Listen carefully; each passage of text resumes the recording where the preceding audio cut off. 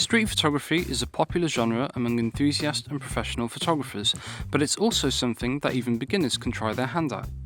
So how do you get the most out of it?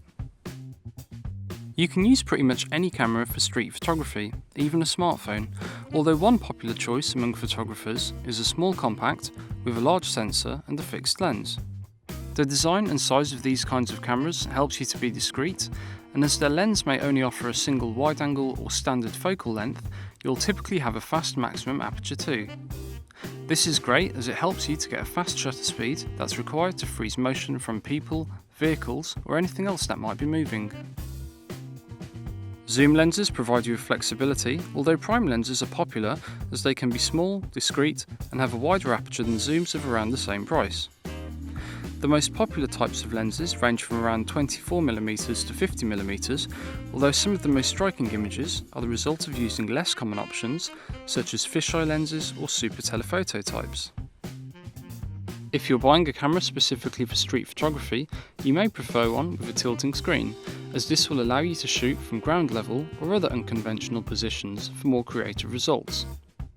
Cameras fitted with touchscreens will also help you to focus on a subject quickly by touch, and you may also benefit from a camera that can have its controls extensively customised so that you can change specific settings quickly as the situation changes. While you may want blur to be a feature in some images, it's important to remember to keep your shutter speed high to freeze movement.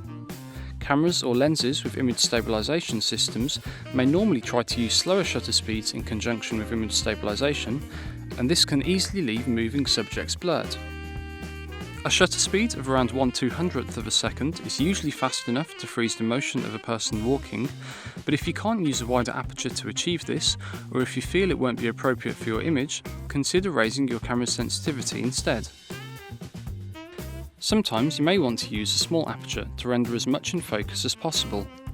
Conversely, using a wider aperture can help you to emphasise a certain subject over others, and it's important to think about this, as what is and isn't in focus can be used to provide or remove context. There are many reasons why you may want to photograph on the street.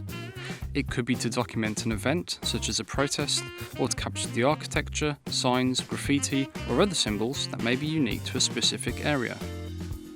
Some photographers are just looking to capture everyday moments of people going about their business, while some will be attracted to particular characters that for whatever reason stand out. Protests can be a very good opportunity for interesting images, particularly when they involve powerful messages. Other street photographs only work because they involve some element of humour or amusement, perhaps due to the clever juxtaposition of an advert with a person, or in scenes involving dogs or other animals that may elicit some kind of emotional response. What many street photographers are drawn to is the relationships between the people and their surroundings.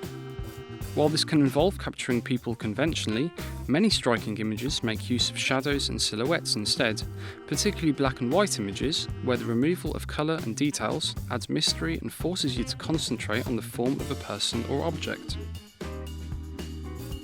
The most effective kinds of images here rely on cleverly placing the subject in just the right position for it to be framed by whatever surrounds it.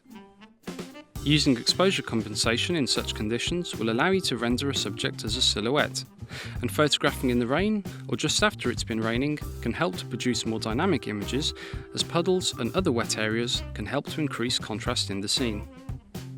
For more tips and advice, visit us on Twitter, Facebook or Google+, or visit wexphotographic.com/blog.